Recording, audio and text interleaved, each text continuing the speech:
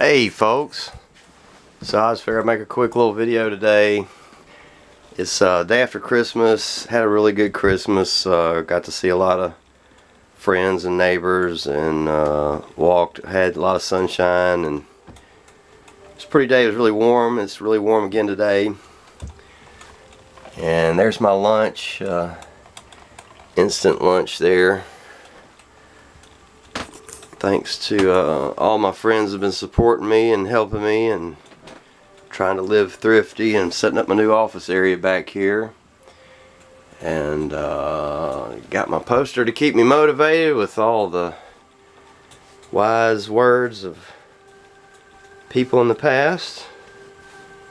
And got working on setting the office up here. Gonna hook the DVD player back up just so I can have a little entertainment.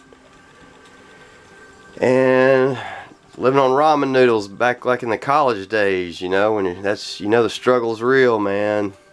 When you're eating pot noodles and ramen noodles, but just trying to honor all the help that I've gotten. There's my old it's my Christmas stocking with John on there. My mama made that for me when I was a little kid. I still believed in Santa Claus, and she let me sew my own sequins on there and put my name on there. And she saved this for me all these years. So that was like the last thing I got from my mama. One of the last things I got. That's my memento to remember my mama by.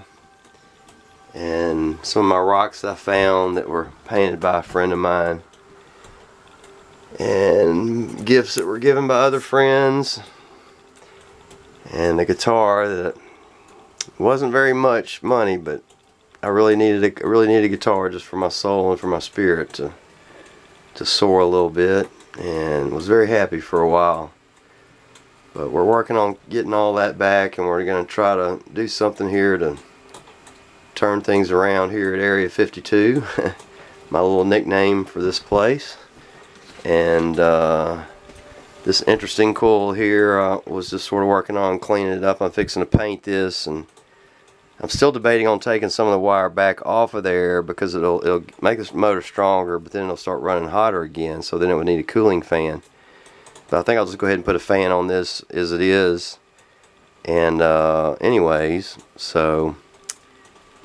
and then if I don't sell that right away, I'll probably just give it to one of my friends. Might just give it away to my friend, hire him down there in South Louisiana, or send it to my friend Stefan over in Germany, just as a gift, like a Christmas present. So just my way of saying thanks for supporting my videos and helping me grow my YouTube channel, helping me to grow my viewership and my membership, my subscribers has sort of been growing here lately. So I don't want to let you guys down. Those of you who have subscribed. Turn my pot noodle off. It's about to overflow, and looks like. But just didn't want to let anybody down, and let y'all know I'm doing great. We had a good Christmas, and money's really tight right now, but we just gotta keep our heads up, keep our chin up, and just make it through this tough time. I think the markets are probably going to be in a lot of trouble. A lot of people are worried about that. A lot of people are looking at digital currency, and people are looking into gold as a safe investment, things like this. But other people put money in cash. Now, I'm not an investment advisor, so I don't really know what to tell anybody. All I can say is maybe what I can do, but I don't really have any money to invest. So that's the thing. It's I know what I would do if I had money, and I talked to a friend about this. I said, look, if you the cost of living where you are is just astronomical compared to where I am, and the same is true like for a Mexican. The cost of living is much more expensive in the USA, so the exchange rate is really different too, and that can have a big part of it. So if the exchange rate is in positive territory, then there's an incentive to come across the border. This is why there's the concern. This is why people It's part of why people are outraged, but you have to understand the motivation. If I could go to Canada and sneak across the border into Canada and make $100 an hour instead of here, I can only make $10 an hour maybe at the most. So if I could climb over the Canada wall and go into Canada and sneak in as an illegal alien and make $100 an hour, don't you think I would? I could be, FedEx or whatever, Western Union that money home every week and let my mama put in the bank for me or whatever, get whatever she needs, but she'd still be plenty of money there. And come home, it's 10 times as much. So think about it. You work here for a year and make $10,000 a year, which is very, very, that's just not even a living wage, but that's what they're paying the illegal immigrants.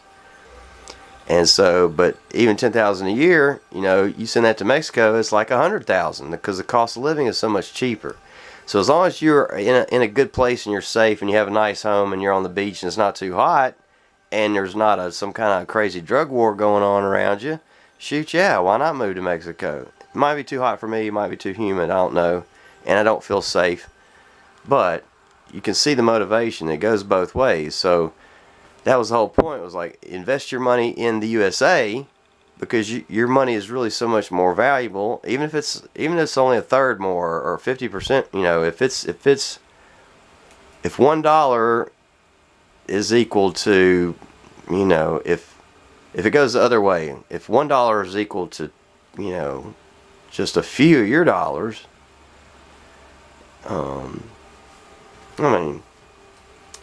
well, that's the whole point of making investments, is to make a profit. You buy low, you sell high. So if the market crashes and here you have a safe thing, you can start buying up cheap bargains. After the housing market crashed, I know a lot of people that had cash were just going out and picking up really cheap houses. Those houses gradually came back and the housing economy finally sort of slowly is turning around.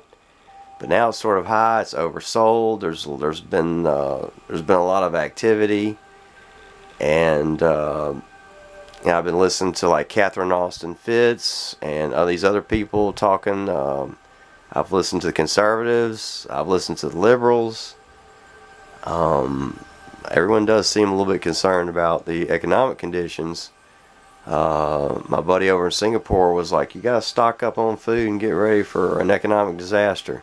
Well, I don't want to be an alarmist, and I don't want to spread any sort of unfounded rumors about the economy or anything like that.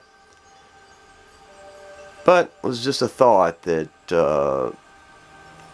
somebody could potentially invest their funds, which are more valuable, and basically would be buying cash, American cash, cheaper, or even investing.